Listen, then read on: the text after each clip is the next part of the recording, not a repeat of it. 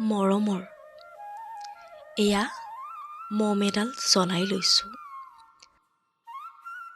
আজি বহু দিনৰ মূৰত তোমালৈ চিঠি লিখোঁ বুলি বাহিৰৰ উৰুঙা বতাহজাকে মমডাল আহি কোবাইছেহি। চাওঁ খিৰিকীখন জপাই দিওঁ। 7 বছৰৰ আগৰ কথাবোৰ তোমাৰ বাৰু মনত আছেনে?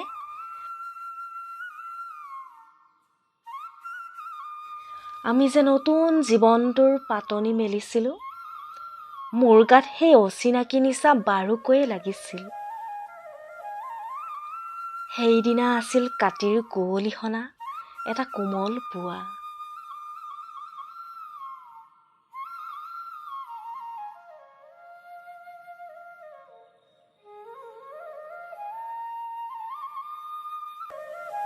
পদূলিত তলসৰা শেৱালিবোৰ উপচি আছিল আৰু সন্ধিয়া মই তোমালোকৰ ঘৰলৈ নকৈ আহিবৰ দিনা আকাশৰ মেঘৰ মোহনাত হালধীয়া জন্তু নাওখন হৈ আমাক যে ৰিঙিয়াই মাতিছিল তৰাৰ দেশলৈ।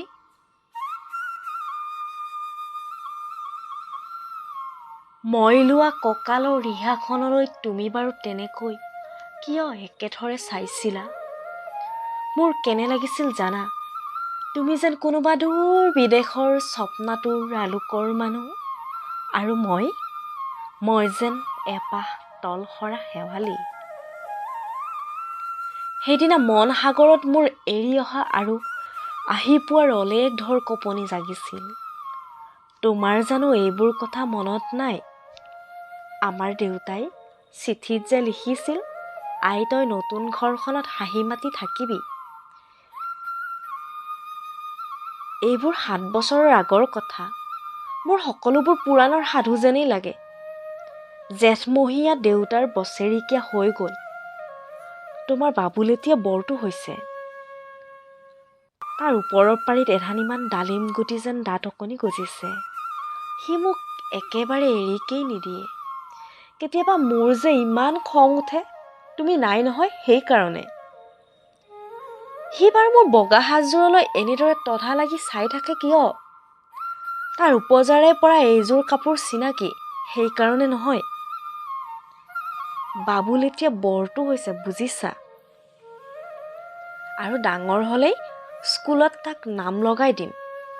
স্কুলত থকা সময়খিনি মোৰ যে বুকুখন তেনেই উদং হৈ থাকিব ভাই। আৰু কি লিখিম? বিশেষ একো নাই। মোৰে শপত। তুমি যিদিনা উলটি আহিবা মোক আগতীয়াকৈ জনাবা দেই। মই ভোগ দৈয়েদি ফটিয়াই গৈ তোমাক বুঢ়া লুইতৰ বুকুৰ পৰা তোমাক ৰিঙিয়াই মাতিম। তুমি যিদিনা উলটি আহিবা মোক আগতীয়াকৈ জনাবলৈ নাপাহৰিবা দেই। মৰম ল'বা। ইতি তোমাৰ মমতা।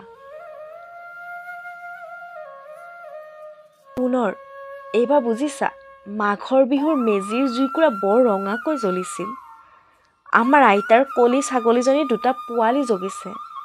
এটা শুদ্ধ বগা, আনটো পখৰা।